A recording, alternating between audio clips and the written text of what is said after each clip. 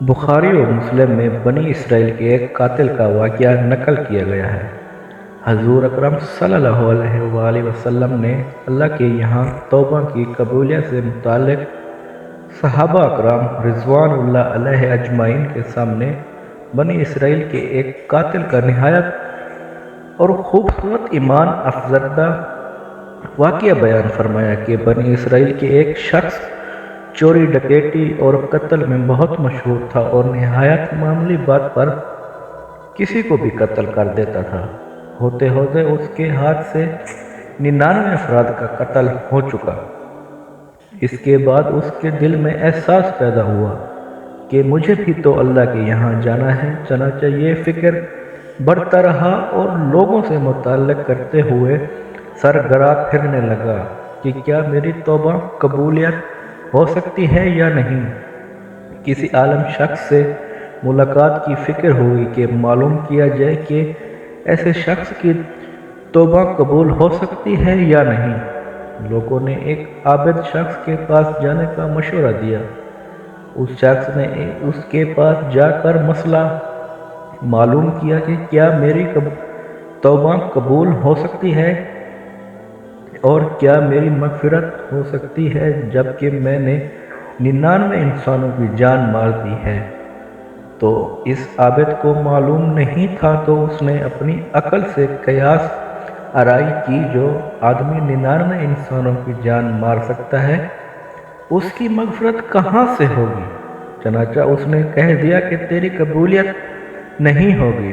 تو اس شخص نے غصہ اور جلال میں آ کر اس کو بھی قتل کر کے 100 پورے کر دیے کہ جب میری توبہ قبول نہیں ہوتی تو لاؤ تجھے بھی ختم کر کے 100 پورے کر دیتا ہوں۔ چنانچہ اس نے 100 پورے کر دیے، مگر اس کے دل میں تردو باقی رہا کہ میری مغفرت کی کوئی شکل ضرور ہوگی۔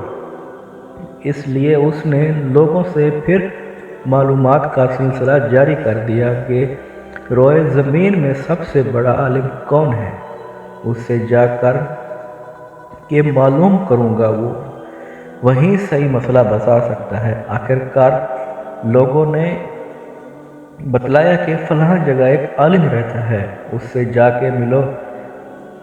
چنانچہ اس نے اس عالم صاحب کے پاس جا کر اپنی زندگی کا گزاری سنائی اور 100 آدمیوں کو کس طرح سے قتل کیا ہے سارا کارنامہ سنا کر معلوم کیا کہ اب بتلائے کہ میری توبہ قبول ہو سکتی ہے یا نہیں۔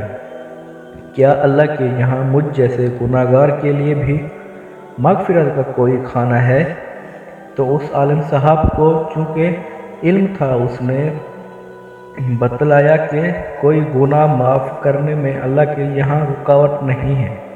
اللہ کی رحمت کا سمندر ریچھ جیسے گناہ گاروں کے گناہوں سے بھی بہت بڑا اور بہت وسیع ہے۔ چنانچہ اس عالم صاحب نے مشورہ دیا کہ فلاں جگہ سفر کر کے جاؤ، وہاں کچھ اللہ کے بندے رہتے ہیں، ان کا مشغلہ صرف اللہ کی عبادت ہے، ان کے ساتھ مل کر اللہ کی عبادت کرو اور نادم ہو کر اپنے گناہوں کی معافی مانگو، انشاءاللہ تمہاری مغفرت ہو جائے گی۔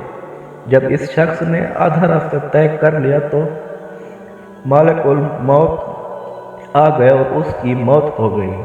اب اس کی روح لے جانے کا مسئلہ کھڑا ہوا۔ آسمانوں سے رحمت کے فرشتے بھی آئے اور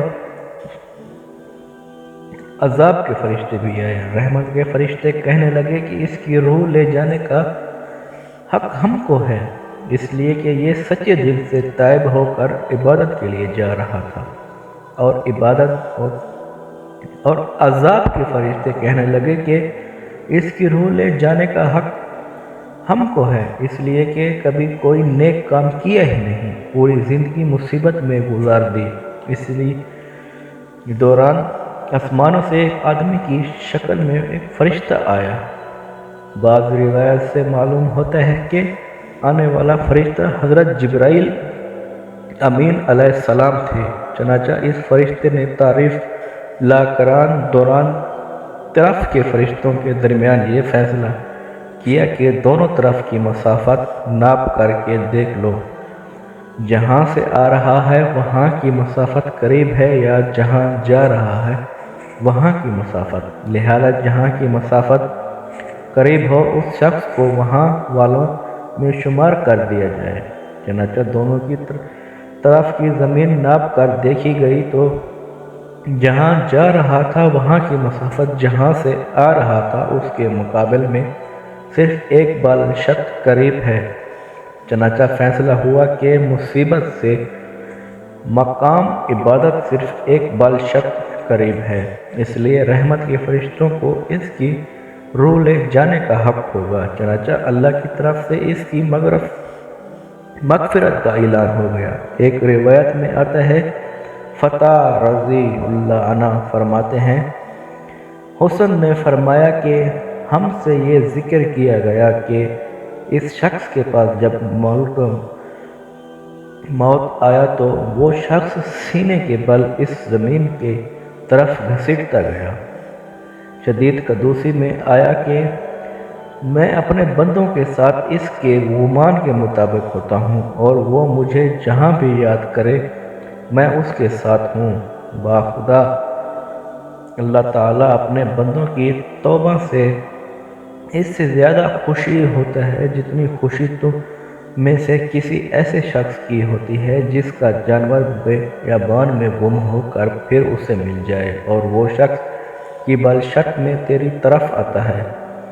میں ایک ہاتھ کے قریب ہو جاتا ہوں اور جو شخص ایک ہاتھ میں قریب آتا ہے اس کے ایک باغ پھیلائے ہوئے دونوں ہاتھوں کے درمیان کی مسافت قریب ہو جاتا ہوں، اور جب وہ میری طرف چل کر آتا ہے تو میں اس کی طرف دوڑ کر آتا ہوں۔